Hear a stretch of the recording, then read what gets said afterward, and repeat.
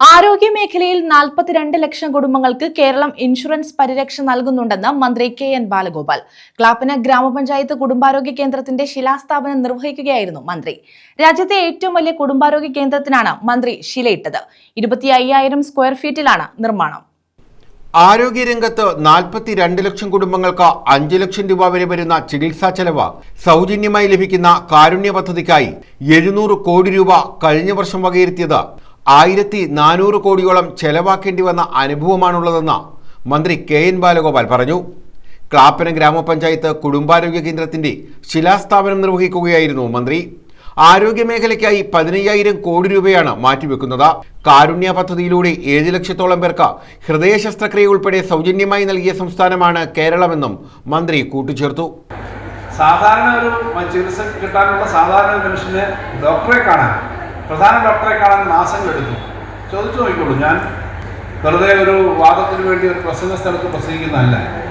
പക്ഷെ കേരളത്തിലെ ആശുപത്രികളിൽ തന്നെ 42 ലക്ഷം കുടുംബങ്ങൾക്ക് 5 ലക്ഷം രൂപ വരെയുള്ള ചികിത്സ സൗജന്യമായി കിട്ടുന്ന കാരുണ്യ പദ്ധതി. ആ കാരുണ്യ പദ്ധതിയുടെ ഡിമാൻഡ് വരുന്നതനുസരിച്ച് പൂർണ്ണമായും പരിപാടി തീർക്കാൻ പറ്റുന്നില്ല. 700 കോടി രൂപയാണ് ബഡ്ജറ്റ് വെക്കുന്നത് ഒരു വർഷം കാരുണ്യക്ക് വേണ്ടി മാത്രം.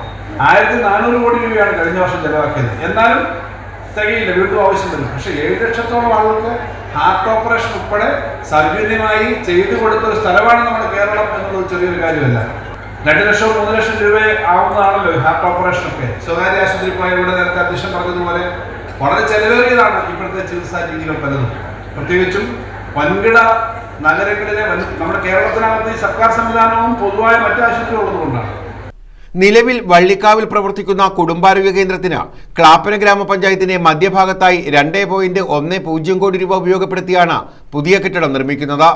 ബജറ്റിൽ അനുവദിച്ച തുകയും ഗ്രാമ, ബ്ലോക്ക്, ജില്ലാ പഞ്ചായത്തുകളുടെ തനത് ഫണ്ടുകളും ചേർത്താണ് നിർമ്മാണം പൂർത്തീകരിക്കുക. 18,000 സ്ക്വയർ ഫീറ്റ് കെട്ടിടം നിർമ്മിക്കാനുള്ള അംഗീകാരമാണ് ആരോഗ്യവകുപ്പ് ഡയറക്ടറേറ്റിൽ നിന്നും ലഭിച്ചത്. 7,000 സ്ക്വയർ ഫീറ്റ് റൂഫ് വർക്ക് കൂടി ചെയ്യുമ്പോൾ 25,000 സ്ക്വയർ ഫീറ്റ് കെട്ടിടം യാഥാർത്ഥ്യമാക്കാൻ കഴിയും.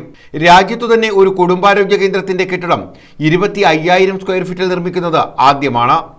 CR മഹേഷ് MLA അധ്യക്ഷത വഹിച്ചു.